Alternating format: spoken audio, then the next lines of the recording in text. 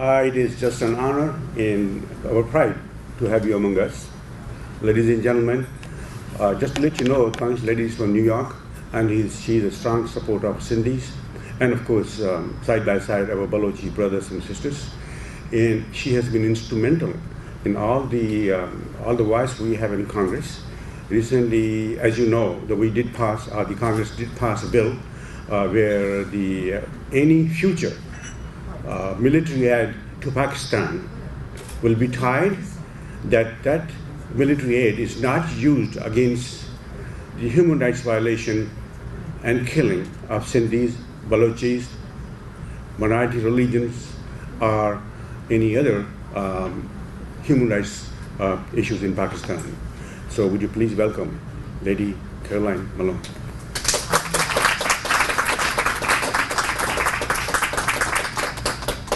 Thank you so much. Thank you so much. Thank you so much, Dr. Bhatti, and all of you. It is my great honor to be here with you today. I was at your event last year and have joined the caucus that Brad Sherman heads so brilliantly. The problem is I represent New York City, and I have to get back tonight, and the last plane is at 9 o'clock, so I have to run back.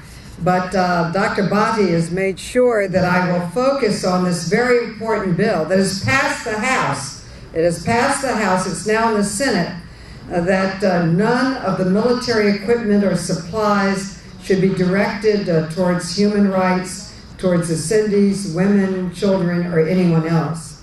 I would take that further and say that we need a full accounting of where any American aid goes, and it should be distributed proportionately throughout the country. He tells me the Sindhi population does not receive the aid that it justly deserves.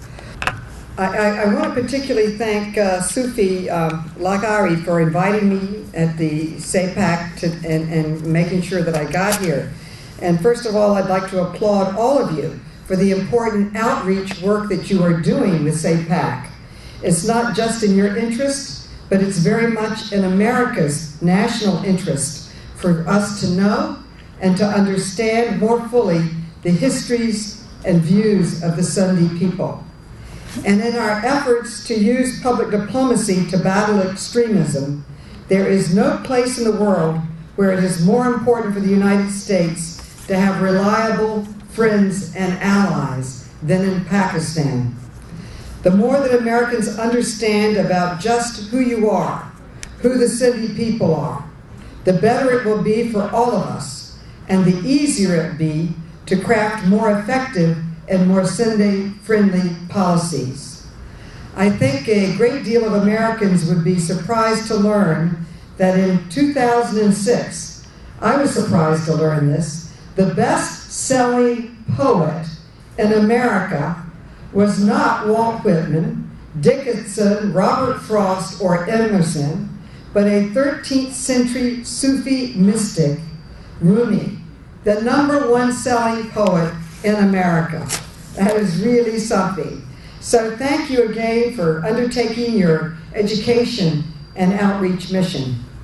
I am honored to be a member of the bipartisan Congressional Sindhu Caucus, and I have a profound respect for the Sindhu people, the culture, the history, and the important role that the Sindhis and Sindhi Americans can play in opposing extremism and violence in all of its forms.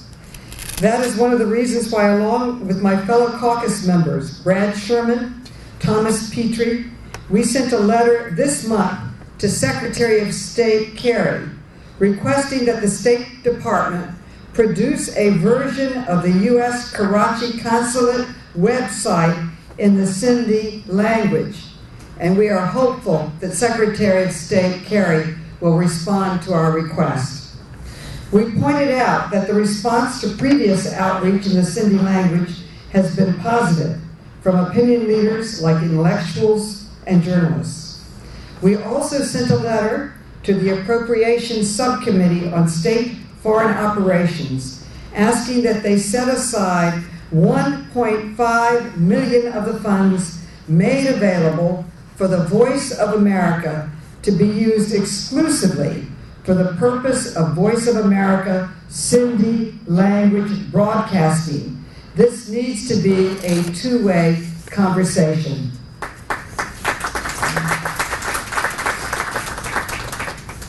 Another priority that I share with SAPAC is ending the mistreatment of minorities and of women and children.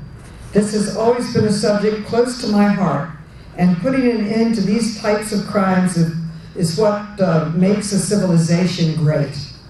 According to the U.S. State Department Trafficking in Persons report in 2011, Pakistan is listed as a source, transit, and destination country for trafficking in persons. This is something we need to work together to stop.